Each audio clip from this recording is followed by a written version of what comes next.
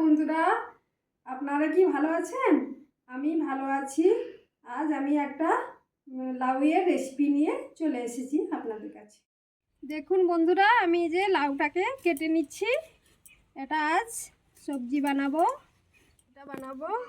এতে ছোলা দিয়েছি আর কিছুটা অর্ধেকটা লাউ কেটে নিয়েছি।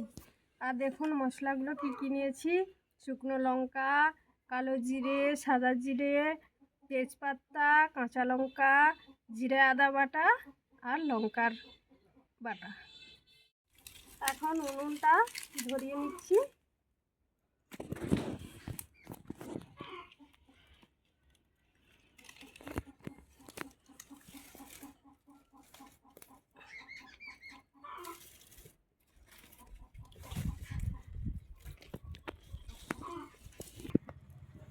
কড়াইটা বসিয়ে দিলে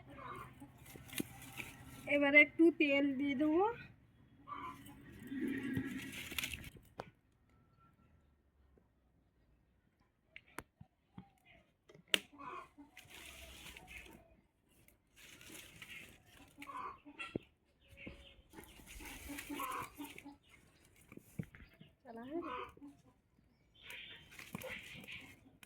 এই লাউটা সবজি খেতে খুবই ভালো লাগে। এতে পেঁয়াজ রসুন এগুলো কিছুই দেওয়া যায় না। চাইলে আপনারা চিংড়ি মাছ দিয়েও বানাতে পারেন, বা রুই মাছ বা কাতলা মাছের মাথা দিয়েও খুব ভালো লাগে, কিন্তু পেঁয়াজ রসুন পড়ে না। আছে পায়েসও বানানো হয় আর জুস করেও খেতে পারেন। এ খুবই শরীরের পক্ষে উপকারী। যার কোলেস্ট্রল আছে, হাই প্রেশারের রুগী, তারাও এই জুস বানিয়ে খেলে খুব উপকার পাওয়া যায়। এই লঙ্কা দুটো দিয়ে দিচ্ছি কেটে। এবারে দেবো সাদা জিরাটা, এই দেখুন, আর কালো জিরাটা দিয়ে দেবো। দিলে এর একটা সুন্দর গন্ধ বেরিয়ে আসবে। তারপর তেজপাতাটা কেটে দিয়ে দেবো। দেখুন তেজপাতাটা একটু ভাজা ভাজা হয়ে গেলে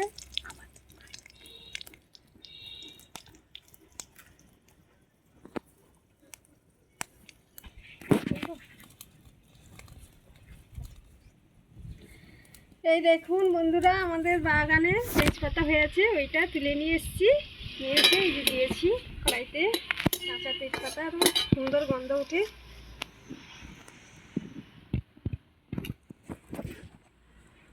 এবার লাউটা দিয়ে দেবো।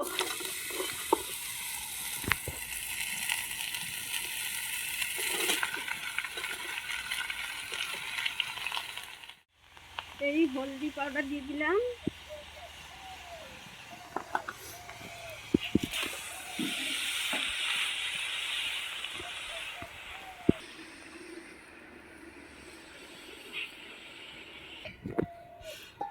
এবার ঢাকনাটা খুলে লবণটা দিয়ে দেবো।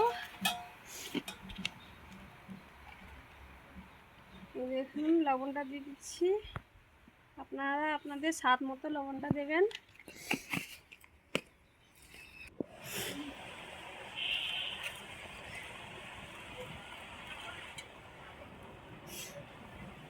লঙ্কা বাটা বেটে রেখেছিলাম, একটু দিয়ে দিচ্ছি শুকনো লঙ্কার বাটা।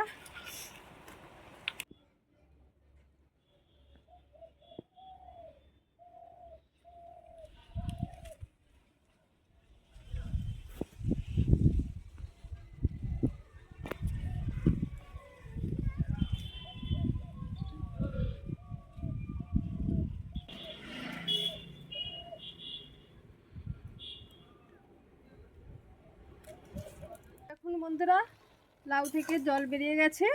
এই জলেই লাউটা সিদ্ধ হয়ে যাবে।